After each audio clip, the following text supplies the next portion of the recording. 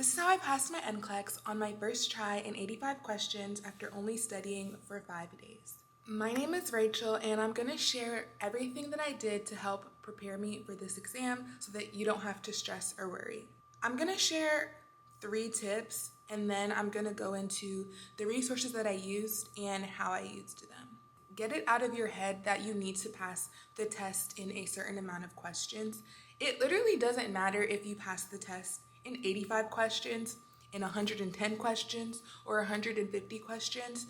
People, I think, just want to be like, oh, I passed in 85 questions, but like, what does that get you at the end of the day? You're putting unnecessary pressure on yourself. You're putting unnecessary stress on yourself. And I just don't think that's necessary for this exam. I think instead you need to mentally prepare and build yourself up to answer 150 questions. Just get through passing the exam. That's all that matters. Number 2, take this and put it outside your room.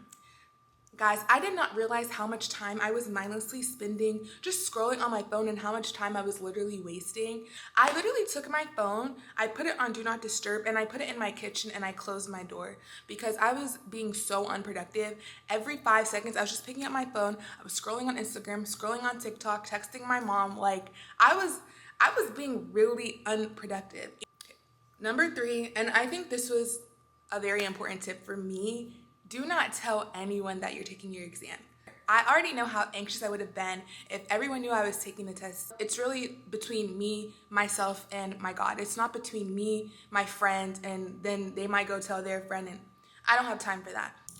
This really helped me because I remember especially getting really close to the test. I had this huge pit in my stomach. I was so nervous. Control what you can control, and then just try not to stress about the rest. I know that's easier said than done, but. So in terms of resources that I use, I tried to keep it pretty simple because I was on a bit of a time crunch. I used UWorld. I see a lot of people saying to use Bootcamp or Archer. Honestly, I don't think it really matters which question bank that you use. I had a 72 average for my questions. I used about 30% of my test bank. I took 2 self-assessments. I scored high the first time I took it, and then I scored very high the second time that I took it. You do need to do some type of review. For me, my school used ATI, and we had to take the ATI Comprehensive Predictor twice, and we also had the ATI Live Review.